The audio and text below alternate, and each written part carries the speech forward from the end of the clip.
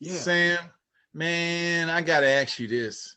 You gotta be straight with me, man, here, because it's gnawing at me, and it's been gnawing at me for a while because it just came up. I couldn't think of nothing else, and then this came up in my head, so I must need to know the answer. So I need you to be straight with me, brother, because I know you've always been straight with me. You never let me down, but I gotta take you I'm not back. gonna let you down now. I'm sure you're not, brother, but I guess I'm hedging and hawing because I hate to ask this question, but I'm gonna ask you about that time we were in Miami, man, when you met with those brothers there. What really went on that evening, and what was the real reason they wanted to bring you into the Muslims? Or what was it really about the Muslims, or were they trying to get money from you? Just what was it about, man? Let's see. Oh, yeah. See, a lot of people may not know, but Cassius didn't call me. I sent for him. So I would say, yeah, I sent for him. He didn't send for me. We became fast friends. Yeah, we did, because we had so much in common. Money or anything, or no? Man, he did not need money, and he definitely didn't need. He probably was making as much or more money than I was making.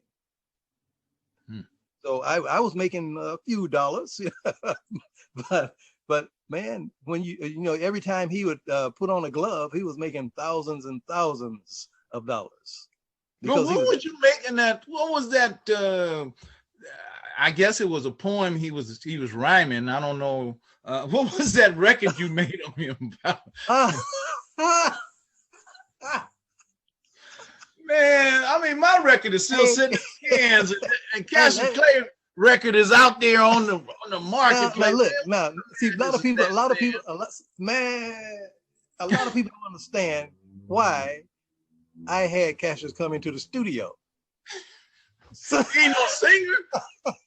Well, I mean, look, this is what happened. Okay, percussions or something? No, well, first, let me go through the song with you. All right. The song is the gang's all here. Gang's all here. Hey, the gang's all here. Join in the fun. Hey, the gang's all here. We're gonna swing as one. Do it again now. Hey. So you remember that, right? Now, he wasn't all that bad. You know, I didn't really go into it with him because I figured he was a singer and he was going to sell 1 million copies. But I know we would have an effect on people that saw it. See, that's the whole purpose of working with everybody else. Because what effect will they have on people that maybe we don't have? And so that worked. Well, you know what, brother? I gotta go with that. That sounds pretty reasonable. Yeah. Why not? As a matter of fact, if you can if they can make a hit out of some Chipmunks, a Chipmunk song, they should be able to make a hit out of. I think I do remember a Chipmunk song. A champion player, guy that likes to talk as much as he does. But man, you couldn't beat that Malcolm guy. What about him, man? That Malcolm X guy, that Negro Muslim guy. Yeah. And why you guys call them Negro Muslims? No, let me tell you about that now. I spent a lot of time with Cassius, and he eventually changed his name to Muhammad Ali. Okay. And I learned even more.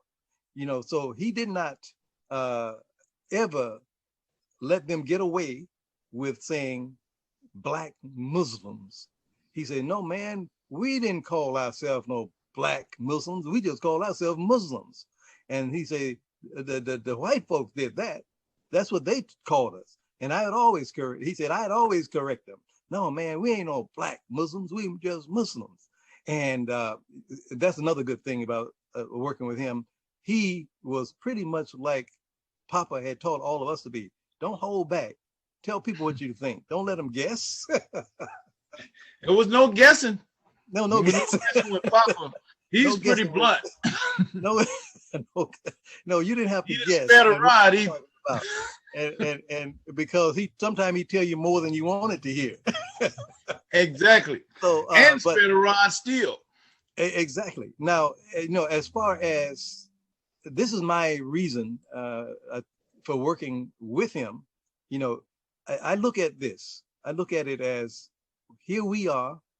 We were involved in a lot of struggles trying to get equal rights, civil rights, human rights.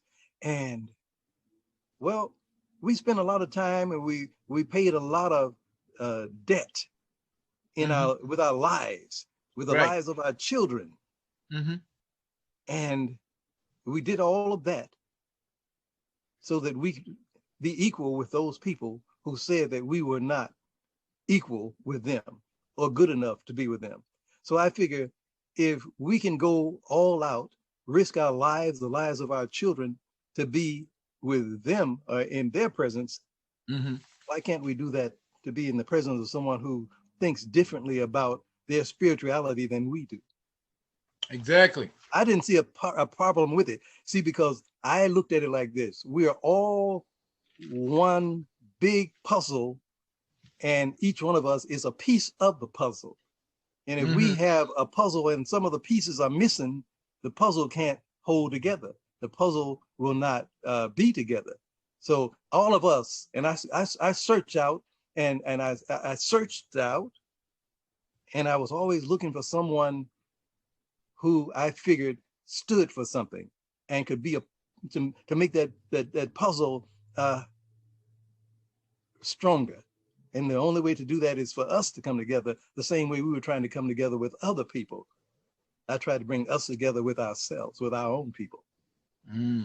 Now, you think I could ever attain that kind of attraction for people who like me like they like you, Sam? I mean, what is the secret behind them liking you so much? I know you, you my brother, and I love you, but what is it? Is there a secret code word or a certain behavior they look for? They just love you. All people love you, not just our people. Everybody love you. I saw how those guys were fawning over you at that. What was that? It was a rally of some type, but they had a bunch of folk singers there. I remember that boy that was there named Bob Dugan or Bob something. Bob Dylan. Yeah, remember him? He was at that thing. That was around I guess it was 60, 61, something like that. He was at this folk some type of festival where a bunch of folk people there. I think that the girl that played the guitar, Joni somebody, and the Kingston Trio was there, and Mama's I can't think of the name of that group that came out. But Bob Dylan was there, and he was singing those songs. And I heard him sing a song like "Blowing in the Wind" or something like that. Oh yeah, I remember that. Let me tell you about that one. Well, first to answer your question, Papa is the one who taught all of us this, and what he taught us is that if you want people to like you, love you, respect you, then you have to do the same for them first. Don't wait for them to like you, love you, or respect you. And that's why I would say I always try to show people how great they were. And so therefore, I wanted them to know that that wasn't a put on. That was how I really felt. And that's why I figure most people were able to get along with me.